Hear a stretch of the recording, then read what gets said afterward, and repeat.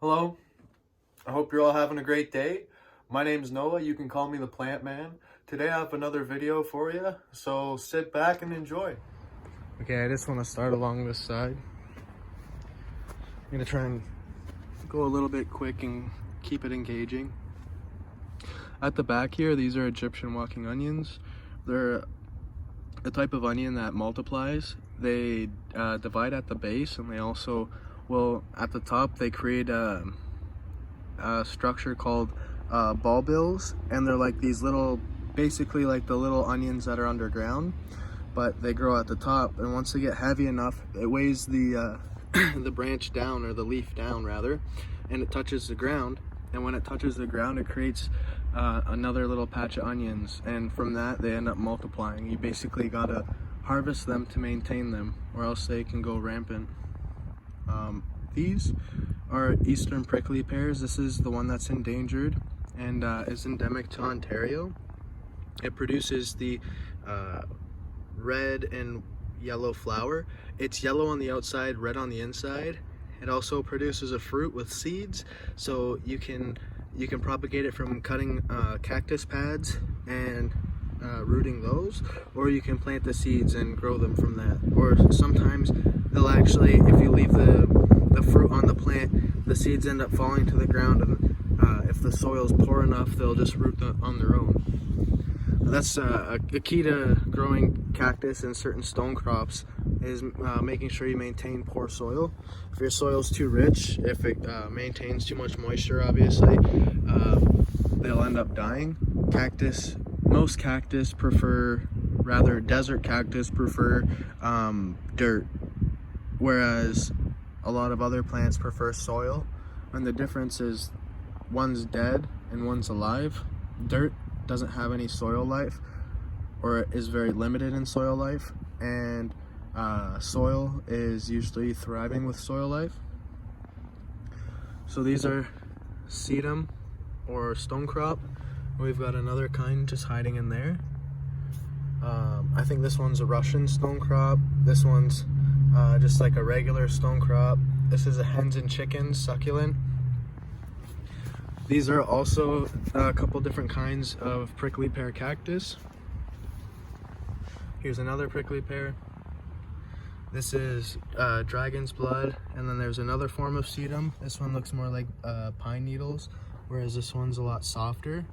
But if I'm not mistaken, they all throw out a nice star-shaped yellow flower. And then I took some of the sedum from over here, and I put it all throughout here to fill in the rock area, and hopefully it outcompetes some of the grass, making it so this looks nice and lush and beautiful.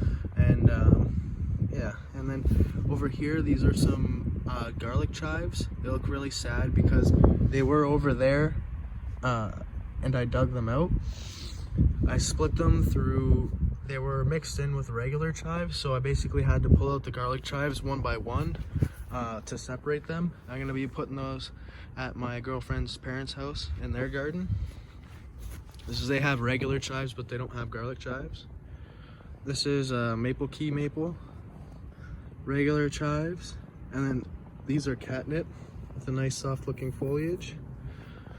I've got 1, 2, 3, 4, and then here's some hollyhock, a little bit of lamb's ear, which has nice silvery soft foliage, kind of like mullein.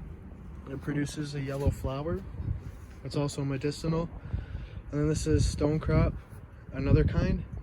I believe they're all related because they all share the same name, sedum. This is a variegated stone crop. It produces the yellow flowers as well. So this one, it'll grow quite tall. And so my idea was I wanted to place everything with nice spacing, have poppies in between it. The poppies have this almost blue-like foliage. It's like a powder blue foliage. It's really soft and nice. So I was thinking that the greens would really stand out in contrast, like the hollyhocks and the foliage from the Rose of Sharon, making them pop, as well as it would add a level of depth, because this one spreads out, it'll sprawl, This one kind of fills in the area while the catnip will kind of fill in this area right here, giving it a little more depth. And the hollyhock will put up a giant spike, and then from there we'll have, you know, a couple towers with a bunch of flowers, and then the Rose of Sharon right there, which is a little bit more in the foreground, which should be a bit shorter and also a little more full by the time it's ready, judging by all the buds that it's putting out. All these little green tips are where its new branches will be. We come over here, we've got more daffodils. These little skinny looking things, they're called yucca. You can actually use it for soap. And then these are peonies. I planted them last year and they didn't do anything, but they finally came up this year. There's another one there. The daffodils. And then this, I'm not sure what it's called, but yeah, it comes up every year and they're random. They're all throughout the garden. There's like another one here, another one there. Let me come over here. I put another, hollyhock right there, so that's gonna put out a nice big spike with flowers right in front of these. These are daylilies, so I got daylilies there and there, so they're gonna have orange flowers here and orange flowers there, so it should kind of go around the door and make for a more welcoming entrance, I think. Come over here, daylilies all along the side. These are black raspberries. They're really delicious. These are dead nettle. They produce a yellow flower as well. And then we've got some rhubarb. That's found its way over from the neighbor's side. A couple strawberries. And then these are irises, the variegated irises. I got them from my mom. She is moving out of one of her houses, and she's gonna leave them behind, so I literally just took a single piece. I literally took a shovel and basically chopped it away from the plant, and then brought it over to here, stuck it in the ground, and now I've got, you know, 5 instead of 1, which is really nice. Random piece of vine. And then some more daylilies with, here's the variegated hostas. These ones are really nice. They're just coming out right now. You could eat them right now similarly to asparagus. You just fry them up. It's very popular in Japan. Same with over here's some of the other hosta.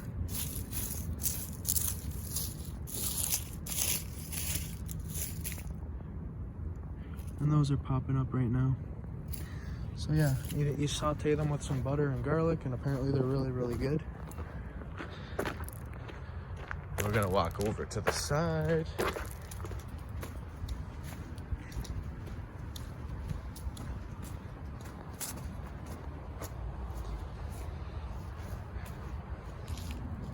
So those are more of the crocuses, just along the side. And those are basically just gonna add a little bit of a border between the mulch and the raw dirt. And then along here, I got rhubarb that I took from over there, and because those are gonna keep multiplying under to our side of the fence, I wanted to give this neighbor on this side a couple of rhubarb because he's having a heck of a time growing them in his backyard, he said. So I figure this is a little bit of a better spot. It gets nice shade pretty much all day long. Even in the middle of the summer, it has a nice afternoon shade, so it doesn't end up scorching this area. And right here is another hollyhock. This one's called Double Pink. Really nice shape on this bush. I've been cutting it, maintaining it to try and maintain a nice uniform bush shape instead of more of the, you know, the tree shape that I have going around like that one. And some daffodils. And all throughout here, I left all of the seedlings for what is that called? The cedar seedlings, sorry. Which there's a bunch of them all over here. And then I also left, these are violets, wild violets. So I'm gonna let them flower. They produce really nice little edible flowers. So I figured there's no reason in pulling those out. And then this is called lavender. I believe this is French lavender. I might be mistaken. It's a very, very fragrant plant. If you don't, if you've never grown it, I guarantee you smell it, you'll probably recognize the smell. I don't know who put this there or why it's there, but I'm pretty sure there's a giant chunk of concrete on the end of it. I've pulled and pulled and pulled like Excalibur, and I haven't I haven't even been able to make it nudge. So yeah, that's probably never gonna come out. Let me come back here. Here's the elderberry. They're starting to leaf out. I cut some off just to give it a better shape. And this is gonna hopefully, when it branches out, it's gonna fill in this area, giving the neighbor a little more privacy. Then you come down here. It looks like nothing right now, but that's, I think they call it Indian sweetgrass. I don't know if that's the actual name, but that's just what I've been told that it's called. It has a very, very nice fragrance when it's dried. It has a really sweet fragrance when it's cut. And I'll come along here. That's one of the Rosa Sharon I was talking about, with a nice tree form. That one's double leader, sorry. Hopefully that's gonna give it a little bit more of a uniform bush at the top. And right over here, a few more yucca. I took all the yarrow out of the garden in the front and I put it right there because I thought it was quite a good fit. And it's basically gonna put out these giant yellow umbrella-like flowers right here, filling in this area. And then right here, I have a white currant. This is I believe a yellow currant, and this is a Crandall clove currant. And then we've got the what is that called? Sorry, not dock. Comfrey.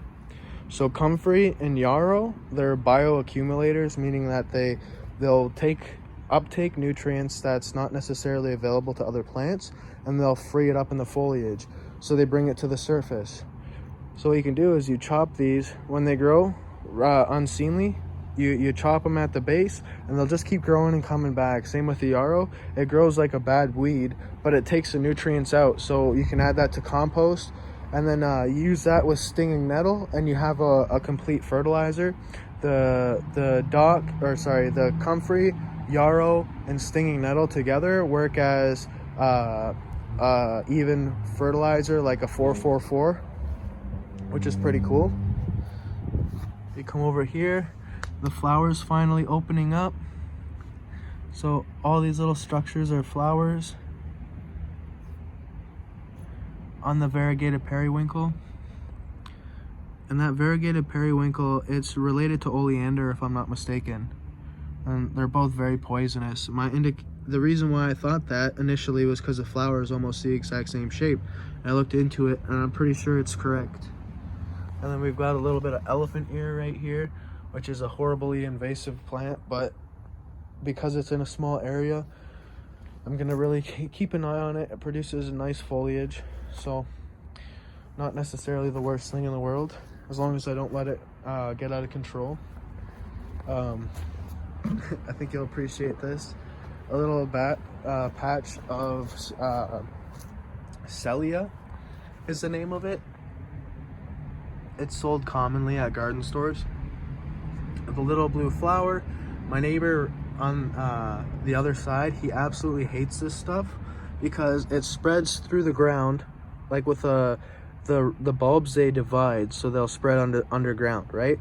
And then on top of that, these little flowers, they produce a little seed pod, and that seed pod has hundreds of these little seeds that blow all around. So once you've got it for good. There's no getting rid of it. And he said that you can't spray it, you can't do nothing. So little forewarning, if you're interested in getting some Celia, maybe don't. I'll come back. Kind of cool. You can see some Forsythia right there. If you love the indicator of spring. And then I don't think I even talked about it, but yeah, Rosa Sharon right here. It's a nice full form, single stem. You know, I've tried to shape it as uniformly as possible. I personally think this year it's gonna pop and look really nice. But to end off the video, I want to show you a little stash I got. Bought some Jerusalem artichokes, also known as sunchokes. They're native to Canada. They're also called the Canadian potato. And each one of these, just a single tiny little bud like this, will turn into a whole bucket like this by the end of the season. So I've got this whole bucket that I'm gonna plant. It'll end up turning into a small fortune, hopefully, or at least not more about the money, but rather for the food. You know, they're also called fartichokes, mind you, because they give you gas. So keep that in mind. But yeah, awesome permaculture plant. Thank you all so much for watching the video. If you enjoyed, please press that like button and subscribe for more. If you have any questions, put them down in that comment section, along with any suggestions for future videos. As always, the Plant Man wishes you all the very best. Take care, be safe, and peace.